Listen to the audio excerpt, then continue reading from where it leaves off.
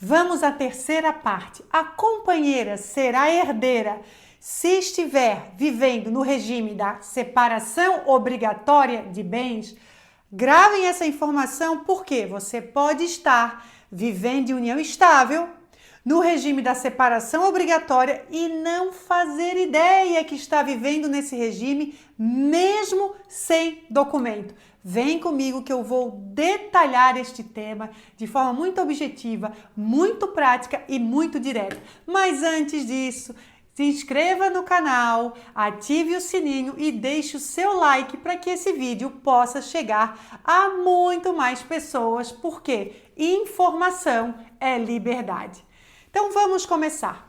Bom, o regime de hoje que nós vamos tratar é o da separação obrigatória de bens. Nos vídeos anteriores nós tratamos do regime da comunhão parcial, da separação convencional, aqueles que as partes escolhem, e agora nós vamos tratar da separação obrigatória. Bom, primeira coisa que nós temos que saber, o regime da separação obrigatória é a lei que determina esse regime. As partes não têm autonomia para dizer eu quero ou eu não quero. Vou explicar mais à frente com mais detalhes, porque tem uma exceção.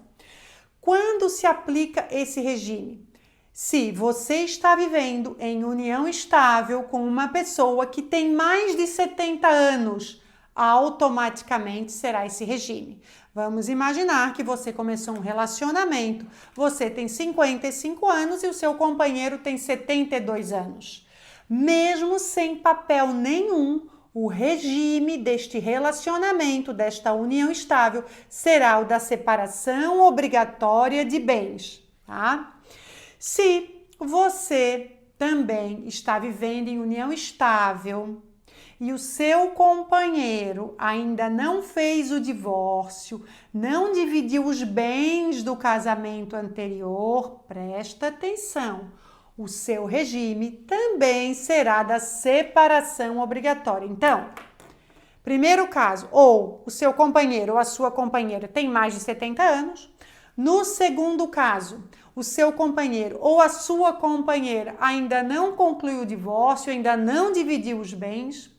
E no terceiro caso, o seu companheiro ou a sua companheira ainda não concluiu o inventário com a divisão dos bens do outro relacionamento. Por isso, muita atenção, você pode estar vivendo no regime da separação obrigatória e não fazer ideia que está vivendo nesse regime.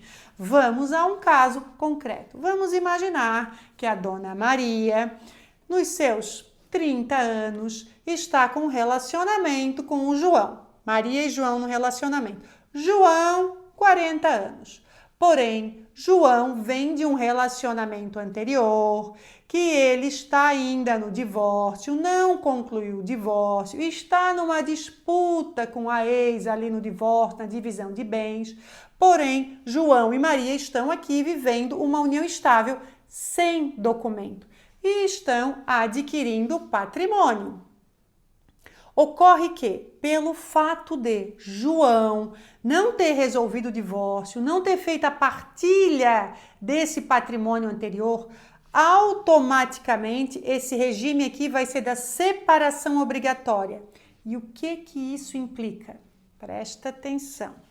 Se você está nessa situação, adquirindo patrimônio, não tem documento, vive em união estável e o seu companheiro está lá naquele debate que não dividiu o patrimônio anterior e neste curso ele falece e se ele tiver filhos, você não será herdeira dele.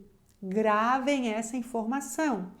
Se você está vivendo em união estável com esse companheiro, ele está pendente do divórcio e vocês estão adquirindo patrimônio, vamos imaginar que vocês compraram um apartamento e colocaram no nome de João, porque João tinha mais capacidade de endividamento, por vários motivos.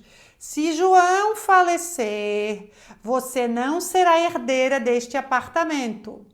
Você vai ter que comprovar o esforço comum para ter direito a esse apartamento, o que não é simples, minha gente.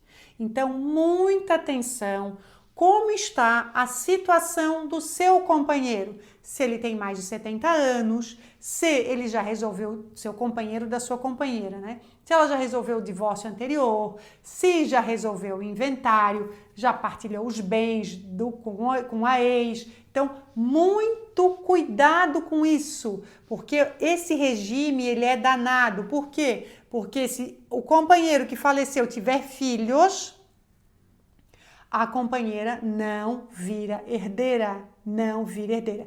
Agora aqui um parênteses, se tudo isso tá claro, tá certo, tá tudo certo, tá claro, cartas na mesa, tudo claro.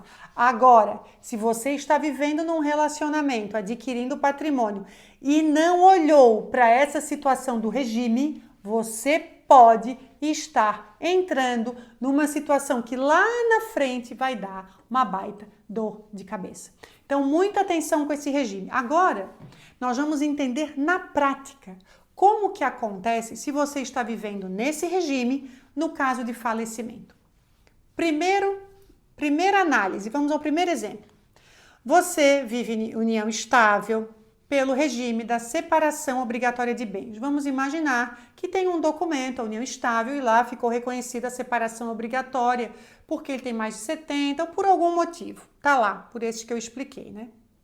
Aí vocês vêm no relacionamento, adquirindo patrimônio e é a pessoa que tem mais de 70 anos, tem filhos. Ele falece. Você não será herdeira dele. Por quê? Porque o patrimônio dele vai para os filhos dele. Grave, regime da separação obrigatória, aquele fixado por lei.